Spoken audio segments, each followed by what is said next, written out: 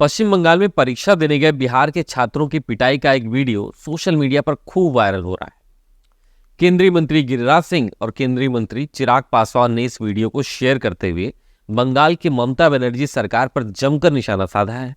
गिरिराज सिंह ने सवाल किया है, क्या ममता सरकार इन बच्चों को हिंदुस्तान का अंग नहीं मानती है?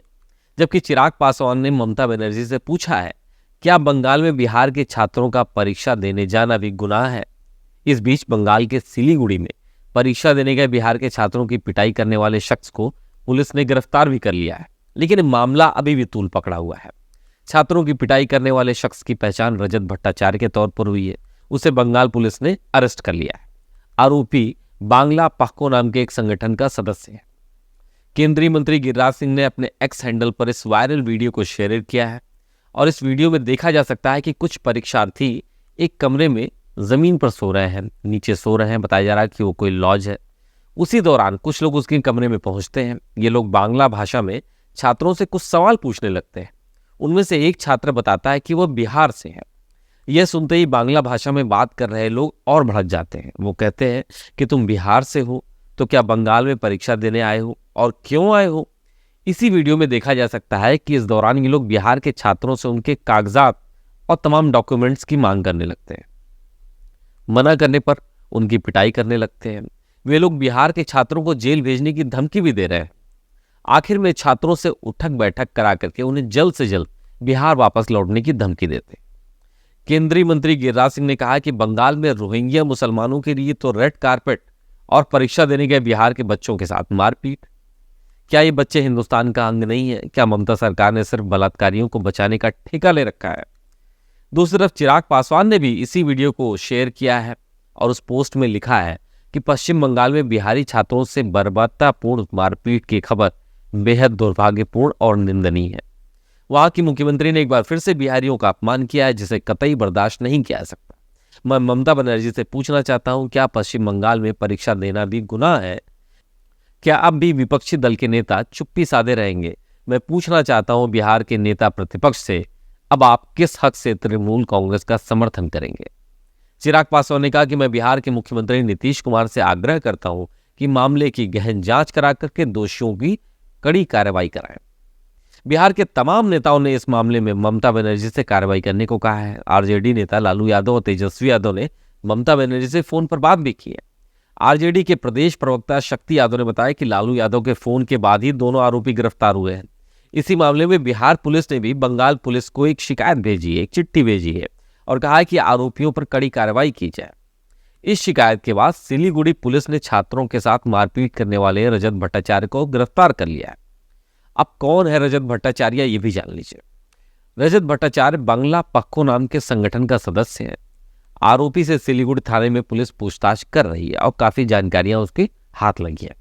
इस संगठन के द्वारा पहले भी पश्चिम बंगाल में हिंदी में लिखे साइन बोर्ड्स को मिटाने का अभियान चलाया गया था। आरोपी रजत भट्टाचार्य का कहना है कि बिहार और यूपी से नकली सर्टिफिकेट्स लेकर के तमाम युवक और युवतियां एसएससी परीक्षा देने के लिए बिहार और यूपी छोड़ करके बंगाल पहुंच रहे हैं और बंगालियों की नौकरियों को खा जा रहे हैं, उनको छीन रहे हैं। इस मामले में टीएमसी ने गिरिराज सिंह के आरोपों को गलत बताया है। टीएमसी नेता कुणाल घोष ने कहा कि पश्चिम बंगाल में देश के सभी नागरिकों का स्वागत है, किसी का भी विरोध नहीं है।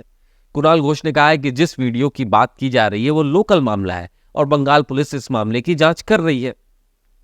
पिटाई के वायरल वीडियो पर कार्रवाई होने पर बिहार में आरजेडी और जेडीयू में अब क्रेडिट लेने की होड़ लग गई है, ऐसा दिख भी रहा है। आरजेडी नेता मृत्युंजय तिवारी ने कहा कि लालू जी ने ममता बनर्जी से फोन पर बात की तभी कार्रवाई हुई। वहीं जेडीयू प्रवक्ता नीरज कुमार ने कहा कि ममता के साथ लालू यादव गठबंधन करते हैं और बिहारी छात्र को पिटवाते हैं। उन्होंने कहा कि लालू जी आप उनके घर जाते हैं और ममता आपके घर आती है, तो क्या राजनीति का यही एजेंडा आपने तय किया था? इस पिटाई के वीडियो के वायरल होने के बाद से और बिहार के तमाम बड़े नेताओं द्वारा उसको शेयर करने के बाद से उत्तर भारत में बिहार और उत्तर प्रदेश से ताल्लुक रखने वाले नेताओं के बीच में ये मामला बहुत सुर्खियों में आ गया है। कम से कम बिहार में अगले साल विधानसभा के चुनाव है, इस लिहाज से बिहार का ये मामला बहुत ज्यादा राजनीतिक तूल पकड़ता हुआ दिखाई दे रहा है।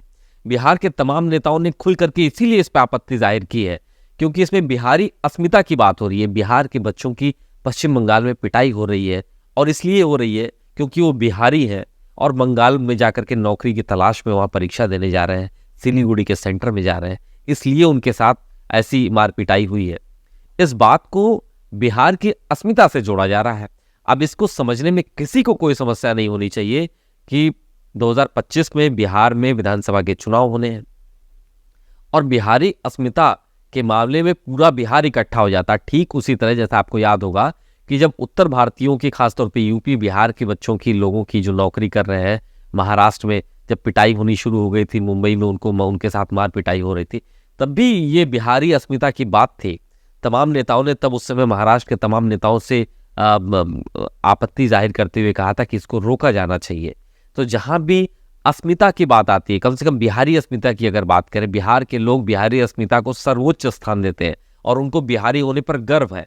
यही नहीं, देश के हर राज्य में जो वहाँ के निवासी, उनको वहाँ के होने का गर्व है, लेकिन बिहार के लोग इसको अपनी प्रतिष्ठा से जोड़ करके रखते हैं। इसीलिए जैसे ही बिहारी छात्रों की पिटाई का वीडियो आया है, इसमें चाहे विपक्ष के नेता हो चाहे पक्ष के नेता हो, किसी ने भी आई रिपीट, किसी ने भी ममता बनर्जी सरकार को कोई राहत नहीं दी है। सबने कहा है कि कठोर कार्रवाई कीजिए, आपत्ति सबने जाहिर की है और ये कहा है कि नहीं, ये गलत हुआ है, बंगाल की पुलिस, सिलीगुड़ी की पुलिस को इसमें कठोरतम कार्रवाई करनी चाहिए।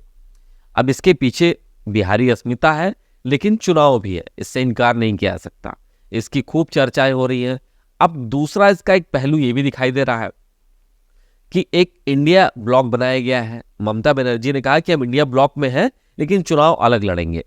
वो इंडिया ब्लॉक में दिखाई भी देती हैं। लालू यादव से उनके अच्छे रिश्ते हैं, राहुल गांधी से अच्छे रिश्ते हैं, उत्तर प्रदेश में अखिलेश यादव से उनकी मेल मुलाकात बहुत होती है।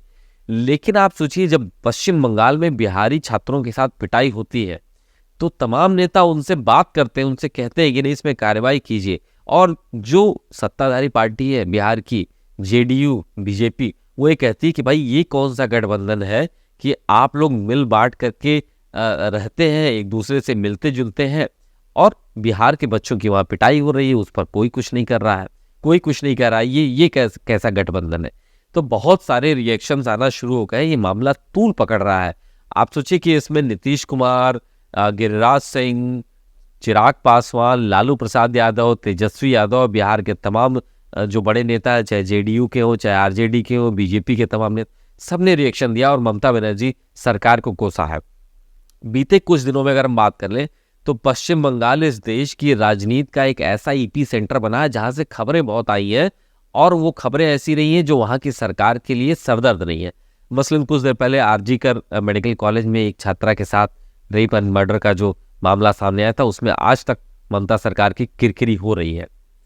उससे पहले एक और महिलाओं के उत्पीड़न का मामला सामने आया था। इसके अलावा आप सोचिए कि वहाँ के गवर्नर और वहाँ के चीफ मिनिस्टर के बीच की लड़ाई का जो मामला है वो अभी भी सुर्खियों में है।